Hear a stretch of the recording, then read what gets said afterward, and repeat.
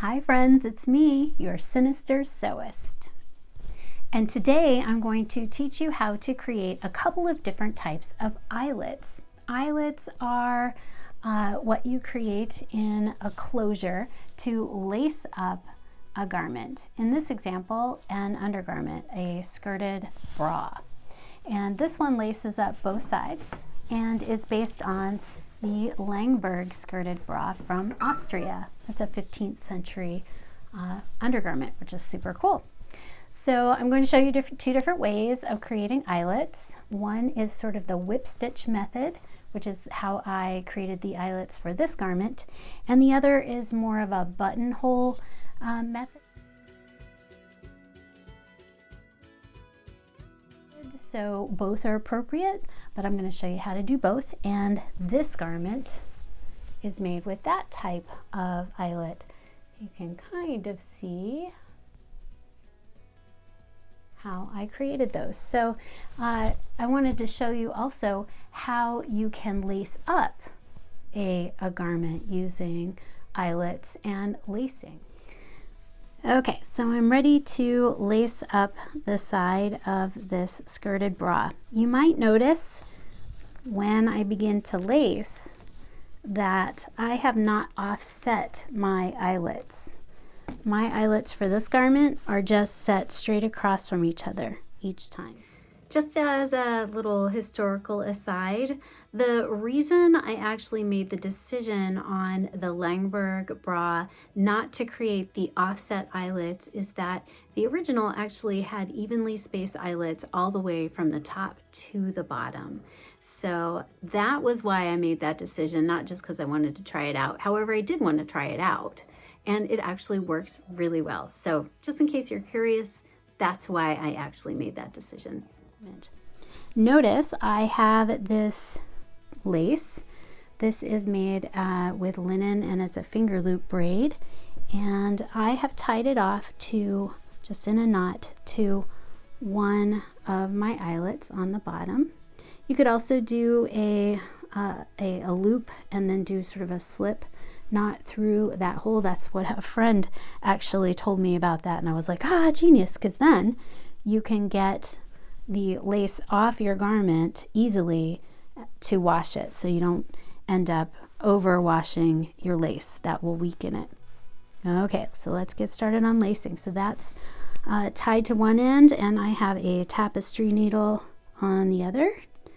And I always keep these in my garb kit so that they're handy.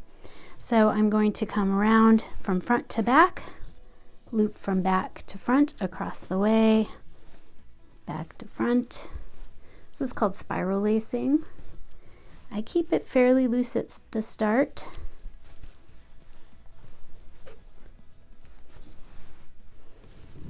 And then I can start, whoop, I missed one. Whoopsie. So I need to fix that. Another trick while I'm doing this is to, if you have a front lacing garment, you can leave it laced up and just loosen it to get out of it so that you don't have to lace yourself into your clothes every time you put them on. So that's an option. You may want to take them out when you wash your garment though. All right, so I am going to tighten like this. And tighten like that. So now I want to make sure that it won't just loosen up while I wear it. So I will usually go through that top set of holes a couple of times like that. And sometimes I will even do a little quick slip knot at the top, or a little loop knot just like that. So that stays put and it's easy to get out of at the end of the day.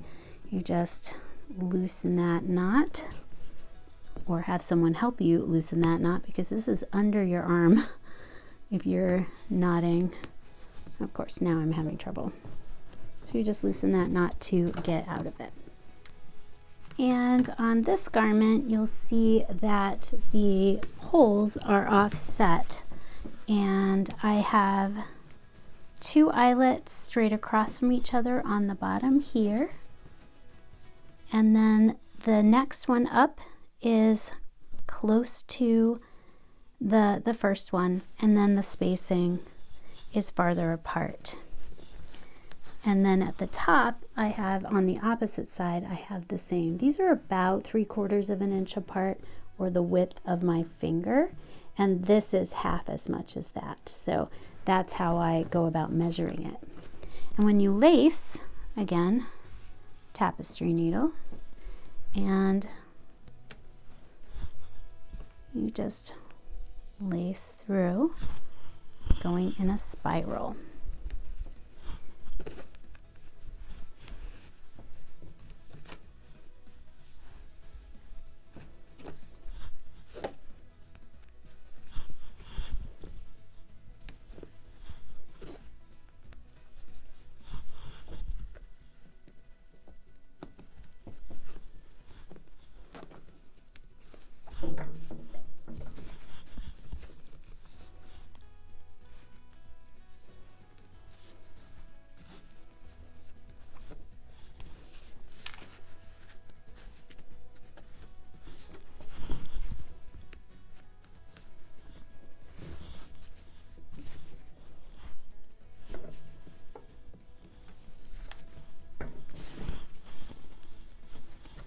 And just like before, I do go through the top eyelets a couple of times. And then this is a slightly shorter cord, but I would tie that off to the top of the eyelet. So that is that one. So this one's laced on both sides as well. So I did want to show you something. So something to think about when you are creating eyelets on a garment is that you need to have a facing on the edge of your fabric. So if you're working with all linen as an undergarment, you can simply fold over your edges. Just make sure you measure enough when you are creating your undergarment to fold over the extra to create a self-facing, or you can sew on an extra facing. So this is the inside of the first bra that I showed you, and I actually created a small channel with a cord along the edge to strengthen that eyelet edge. That's a choice you can make, but because this garment is under a lot of strain, I did actually add a cord, and the original 15th century bra has that in the eyelet edge. So that's something to keep in mind. Alternatively, you could add a strip of fabric to the outside and fold to the inside, and then hem that edge like so. When I create outer garments that are laced up, or under gowns that go over this layer, when I make those out of wool, I will often create a linen facing so that I'm not going through so many layers of wool, and it's also a little more comfortable against my skin. So let's get started on eyelets. Okay, let's get started here. So I'm going to create a self-facing, and I'm going to use my linen slick to do that with. So I'm going to spray my linen to get it ready for pressing, and then I'm going to fold over the top edge about 1/4 of an inch, and you can either iron that down in place, or you can use your fingers to fold it down, or you can use a linen slick if you're a nerd like me and really want to use your linen slick.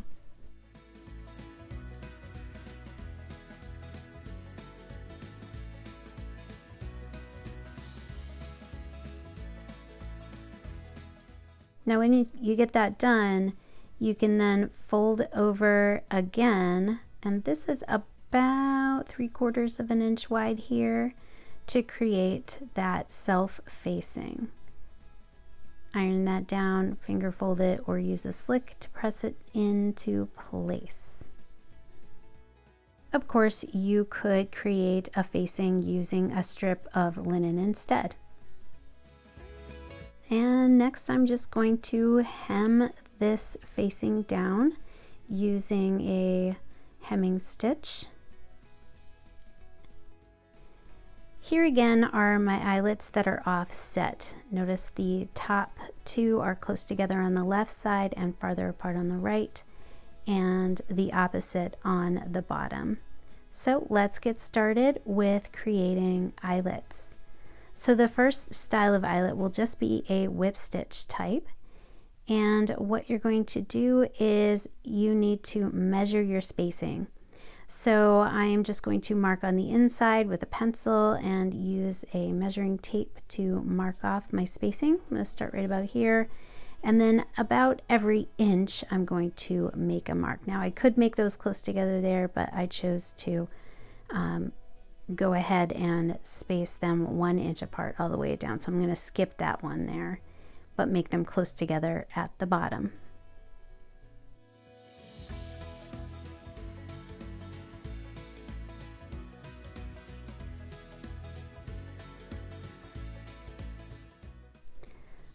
Again, the spacing is farther apart at the top for my example, and I will make those eyelets close together at the bottom. And it's the opposite on the other side.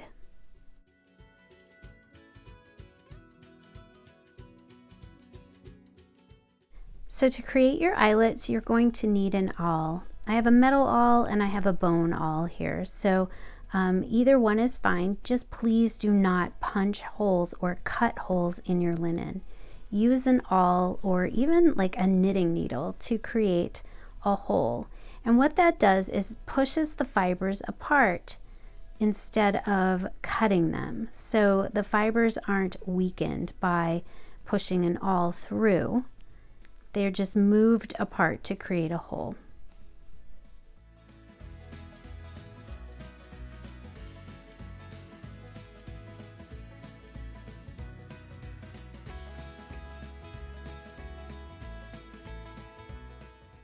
All right, let's get started on our whip stitch style eyelet.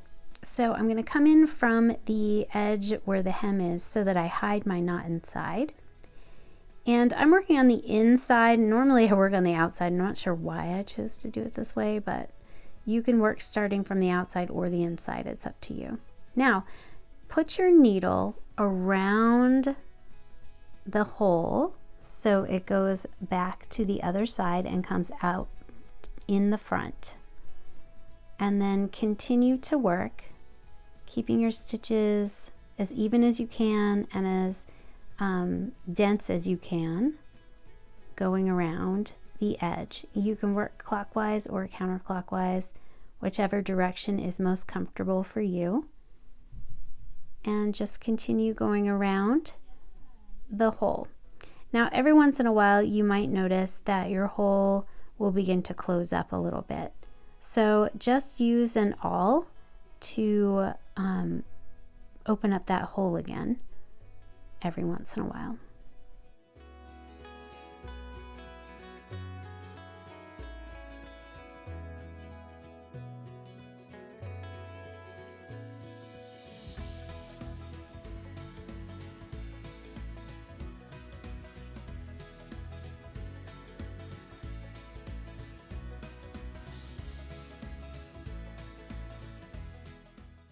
Now I've made my way all the way around and that looks fine the way it is.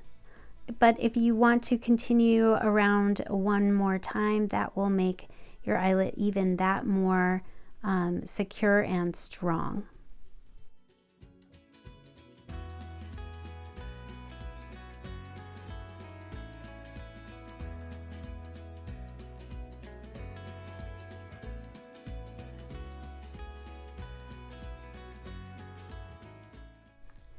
Okay, so this eyelet is finished. It is not perfect. You can see that little bump there, but that's okay. It'll still work just fine.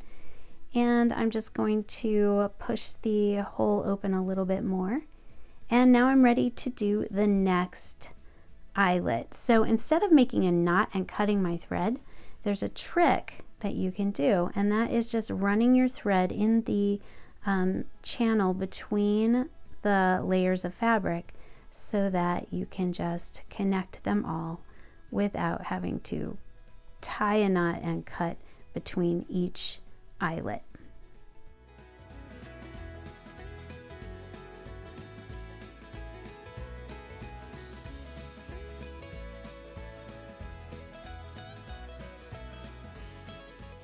Use your awl to create the hole, and you'll notice that sometimes the threads will pinch inwards. You can fix that later, don't worry about it. And then continue making your eyelets.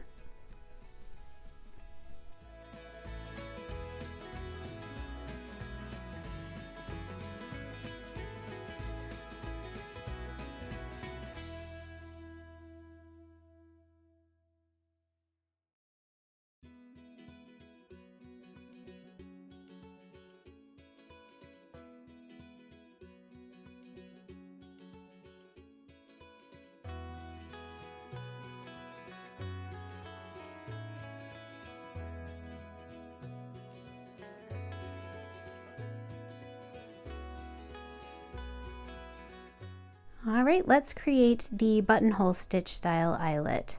So create the hole again, just like with the other style.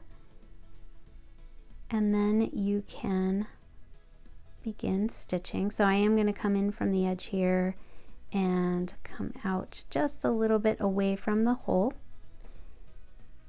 And what I like to do is then go back to the front of the fabric. So I am working from the front or the outside and not the inside. Just going to make that hole a little bit more defined. And that little dip there is okay. That's just what happens when the threads are pushed apart, and we can fix that later. Okay, to make the buttonhole stitch, go down from the outer edge and back through the hole.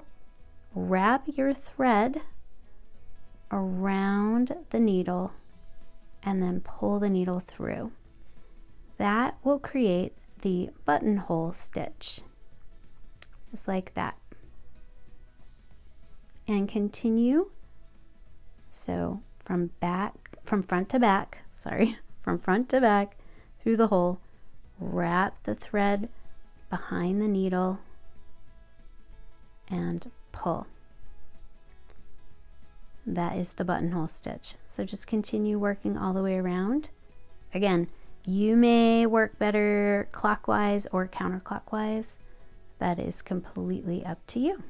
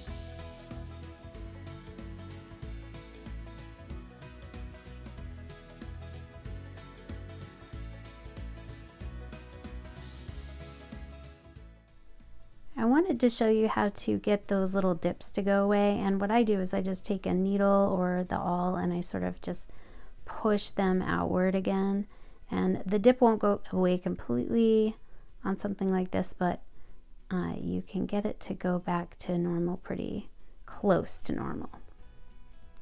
There we go. That's what it looks like on the outside. You can fix that a little bit more.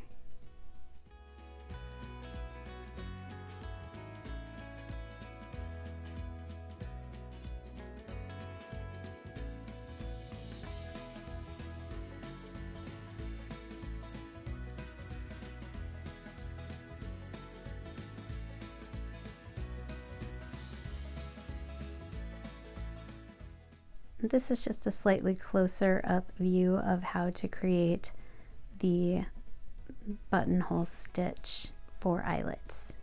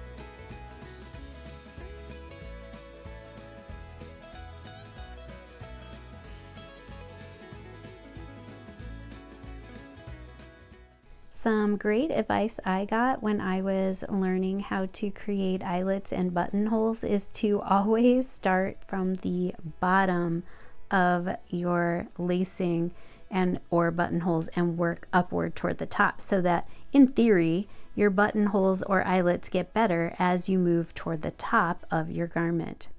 So good luck, and I hope you learned something today, and I hope to see you next time.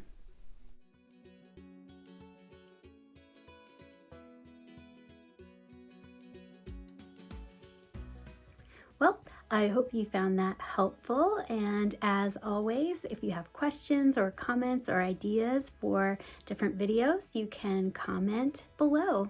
Thanks, and don't forget to like and subscribe.